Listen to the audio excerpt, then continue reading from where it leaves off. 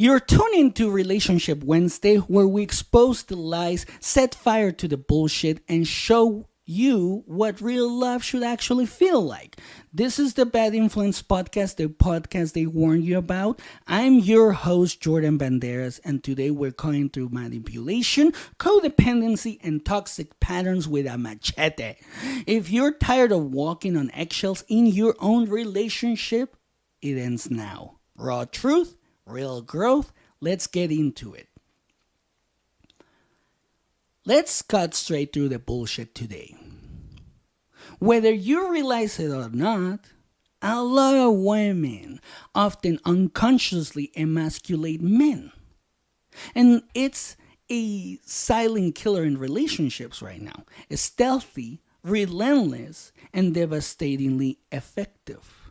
And before you come at me with pitchforks, ladies, listen closely to what I'm about to say. Because this is something that I have had gone through, not with my wife, but with other women. And now, based on what I see in other relationships, and with my friends and with people, a lot of women do this without literally knowing what they're saying. That's why I said unconsciously. You guys are doing this without realizing it. And this ultimately hurts even the good guys. Even the good guys. I see good guys. Like, I know some good guys out there that have been through this. And they're like, I don't know what I did. She said that I cannot take care of her and I'm not good enough and I'm not man enough and all this shit. And then the women is always like, well, I didn't mean it. Well, then why did you say it? So, look, I'm not saying you're intentionally sabotaging your relationships, but awareness is your first line of defense against relationship suicide. But why do women unconsciously emasculate men? There's so many answers out there for that. I'm gonna give you mine. The reason behind this is because beneath all that strength lies fear. Fear of vulnerability, betrayal, and abandonment. Emasculation isn't hate, it's armor. Our society spoon feeds women the lie that male power is dangerous. There's so many people saying that men are dangerous, toxic masculinity. Your mother warned you. Your girlfriend swore men cannot be trusted. The media hammers home toxic masculinity. But what's the result from that? You guard yourself by cutting down men before they have a chance to hurt you. You absorb these messages subconsciously through shows, books, podcasts, TikToks. The result? Your subconscious is primed to protect at all costs, even if that means wounding the very partner you want to connect with. And it starts subtly. If that's how you say it, subtly. English is my second language. I'm learning. This could be a smirk when he shares his ideas. The constant corrections, the passive-aggressive digs, the way you finish his sentences like he doesn't know what he's doing, it all builds up. Unless it serves a purpose like it has for me, I wouldn't recommend doing it. I have asked my wife to point out when I misspeak. And that feedback has really helped me improve. So if it's not intended for growth, then it's best to hold off, ladies. And if you don't know how to approach that, just be like, hey, is it okay if I correct you when you say something wrong because I want you to level up? That's one way that you can approach it. Another thing that women do is you guys say, pay attention to this. My wife used to say this to me. I'll do it. I'll just do it myself. But what he hears isn't I'm efficient. He hears you're not capable. And over time, he withdraws. Not because he doesn't care, but because engaging feels like constant critique. This isn't a man or women problem. This is a relationship dynamic problem.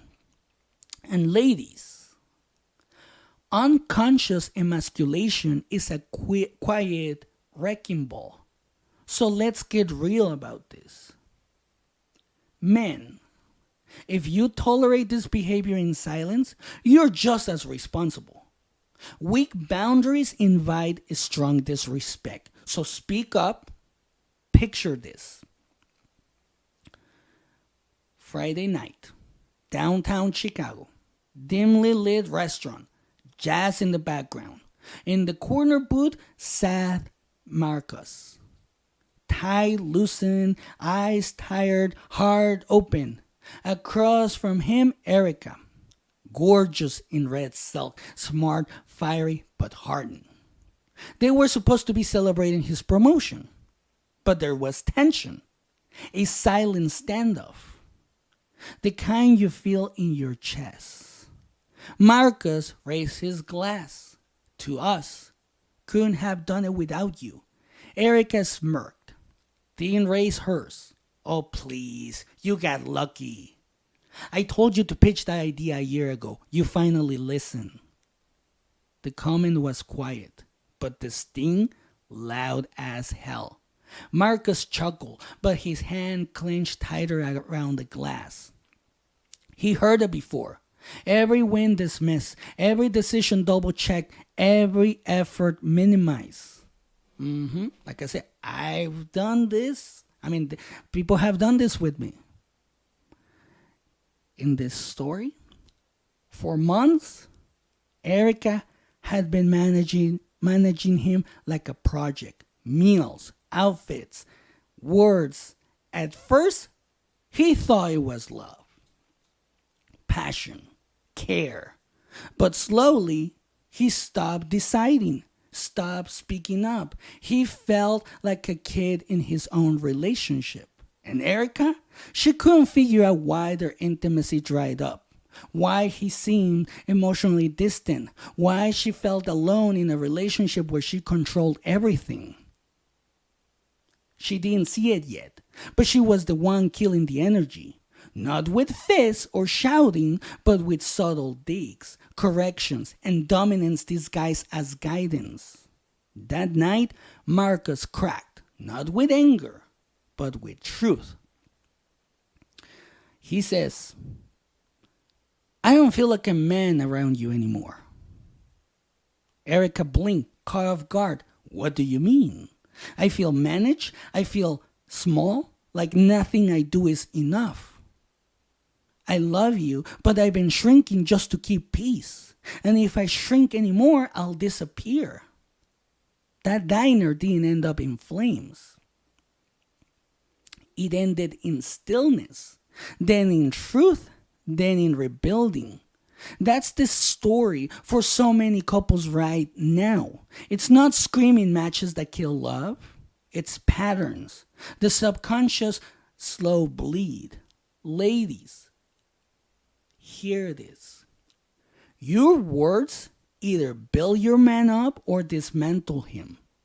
He won't always say it, but he feels it every damn time. And men, enough with the silence. You think not speaking up is strength? No, it's not. It's surrender. So speak. Say, that comment didn't sit right with me. Not to argue, but to draw the line. You just need to clarify. It's like, what exactly do you mean by that? Because that makes me feel like this. And if you have a strong, secure relationship, you should be able to do that. Don't you think? But to draw the line, ladies, here's a challenge. Tonight, ask your partner this question. Have I ever made you feel disrespected or like you were not enough?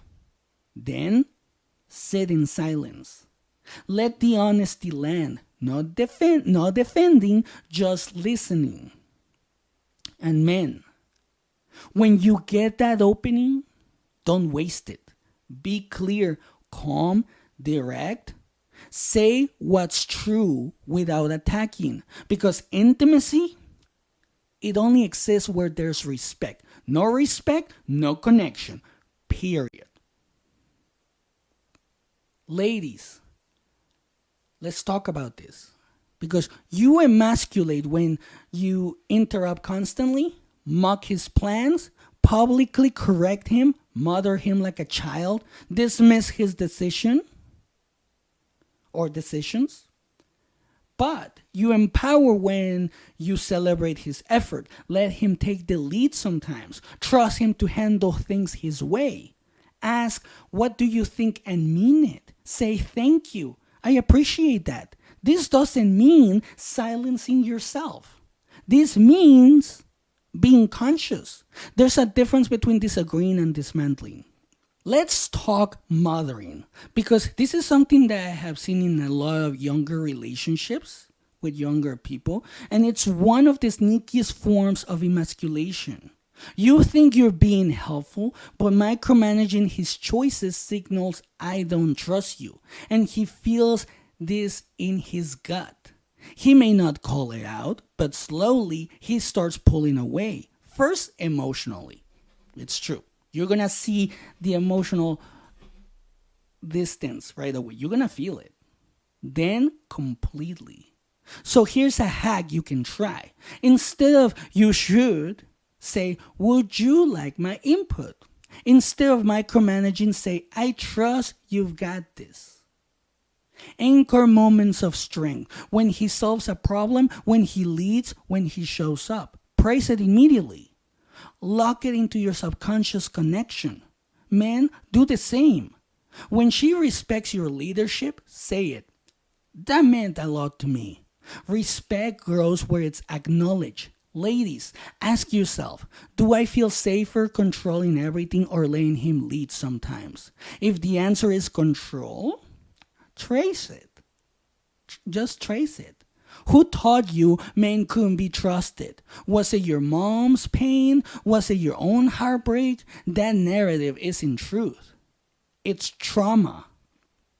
And if you don't rewrite it, you'll destroy every good man that enters your life. Men, if you keep tolerating disrespect, you teach her your boundaries are flexible. They're not. Respect must be non-negotiable. Together, you need rituals or respect.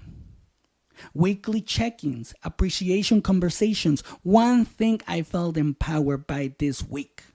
One thing I struggle with.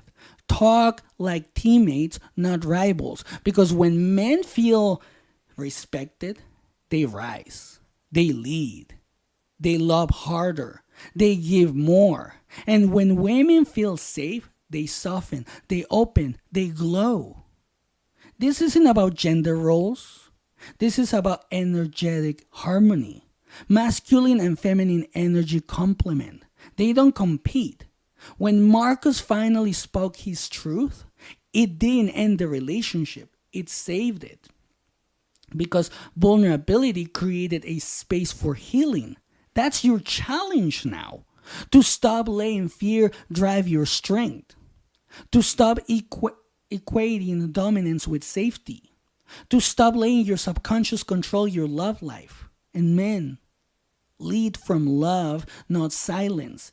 Speak before you disappear. So here's your call to action. Tonight. Yes. Tonight, sit with your partner, ask the real questions, speak the real truth, own your patterns, and commit together to unlearning disrespect. Because real love, it doesn't shrink, it grows. And if you want to build something unshakable, start with this: mutual respect, daily truth, conscious communication. Do that. And you don't just save your relationship, you evolve it. The world doesn't need more divided couples. It needs power couples. So start now. Start right now, right at this moment. Start creating the power couple that you want to be in. Start becoming the teammates that you were supposed to be, the soulmates, the creators that create a life for you guys. And don't allow anybody to get in between. It doesn't matter if it's family, in-laws, friends, or outside noise. It doesn't matter. Because at the end of the day, either you want to fix it or not, become a power couple or not, the choice is always yours. And that's it for today. Don't forget to hit that subscribe button so you never miss out an episode. And have a great day.